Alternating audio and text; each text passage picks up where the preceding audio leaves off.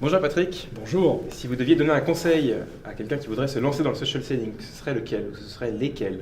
Alors pour une entreprise, c'est très simple. Déjà, le social selling concerne en priorité les commerciaux. C'est de façon générale ce qui est admis.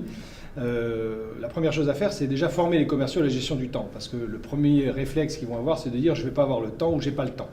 Petite formation à la gestion du temps pour leur permettre d'optimiser leur temps et de dégager des créneaux qu'ils ont naturellement mais dont ils ne sont pas conscients pour pouvoir s'intéresser de prime abord au social selling. Le social selling un peu chronophage au début parce qu'on ne maîtrise pas les codes, on ne maîtrise pas forcément les outils. Après, ça devient très fluide parce qu'on s'aperçoit que c'est très simple d'usage. On peut les utiliser avec un simple smartphone et être très performant. Donc, formation à la gestion du temps, puis ensuite, ne pas avoir peur, se lancer.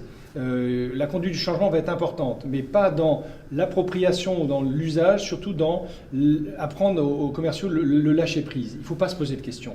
C'est naturel, ça va venir naturellement. Il y a des tas de gens qui l'ont fait avant vous, il y en a qui l'ont fait après.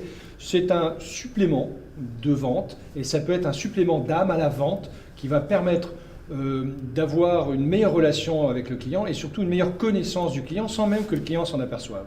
Donc le social selling, il ne faut surtout pas le présenter comme un frein. Il faut vraiment le présenter comme un outil, comme un avantage supplémentaire. Donc l'entreprise doit communiquer vers ses commerciaux sur ça en étant très humble sur le sujet. Alors on ne leur apporte pas la vérité, c'est les commerciaux qui détiennent toujours la vérité dans le monde du commerce de toute façon, donc on leur apporte un outil supplémentaire. C'est pour ça que les directions marketing qui souvent sont moteurs sur le sujet doivent être facilitateurs avant tout. Avant d'être moteur, il faut être facilitateur.